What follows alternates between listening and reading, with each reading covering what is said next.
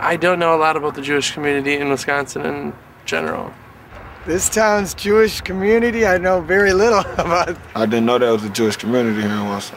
No, I didn't know about a synagogue. What is that? No. No. No. No. No. No, I don't. Pretty much when it comes to, about Jewish people, I don't really know much anything at all about them.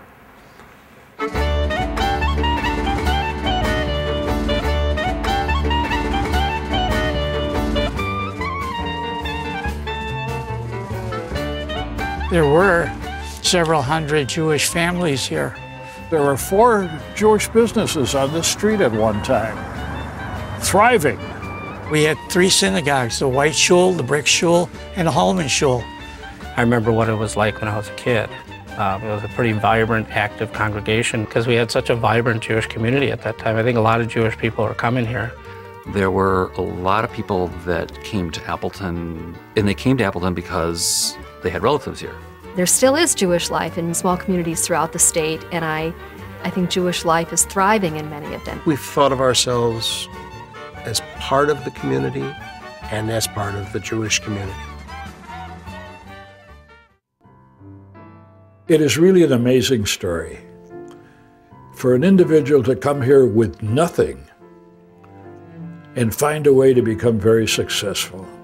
And they went out in the boondocks all by themselves. Took a lot of guts, a lot of stuff to do that. I admire them. Between the 1840s and the 1880s, in America total, about 240,000 Jews came. In Wisconsin, we're starting a very small amount, probably a couple of thousand by the 1880s.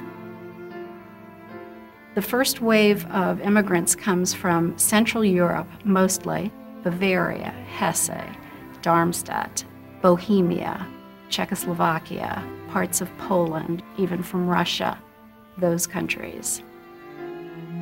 It was a younger group that came, and then they brought the rest of their family over once they had settled. My great-grandfather immigrated from Germany to Chicago, and they were burned out in the Chicago fire.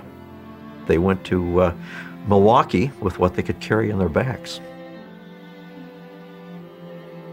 Grandpa Max started out in retailing, working in a men's store, and he decided he really wanted to have his own store.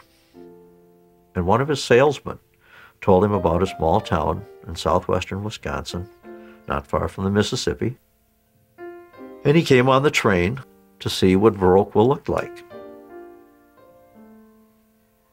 And he must have liked what he saw in Viroqua.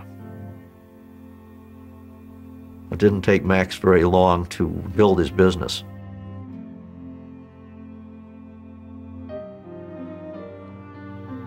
Grandpa was still a very religious man in that he felt that you had to have a religion, you had to believe in God. Well, there was no Jewish synagogue here. The closest one was La Crosse, and at that time it was a small house with a few members. And it just wasn't feasible to run to La Crosse. And for that reason, they went to the Congregational Church here in Viroqua. He said, you have to worship the Lord. So did Dad have a formal Jewish education? Not at all. But what Dad did develop, and I think it was through his father and his mother, which was what we call Jewish ethic.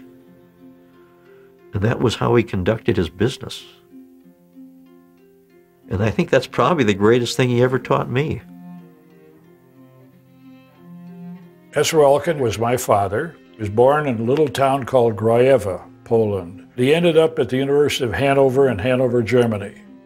Studied horticulture. Graduated first in his class and won a prize, which was a round trip to the United States. He came here, liked it, sent the other half the ticket back for his brother, a younger brother. Worked hard, saved some money, and they brought another one of the family over here. He got a job relatively shortly because he was an accomplished horticulturist, had an opportunity to come to Rhinelander, Wisconsin, because there was an opportunity here to buy a small nursery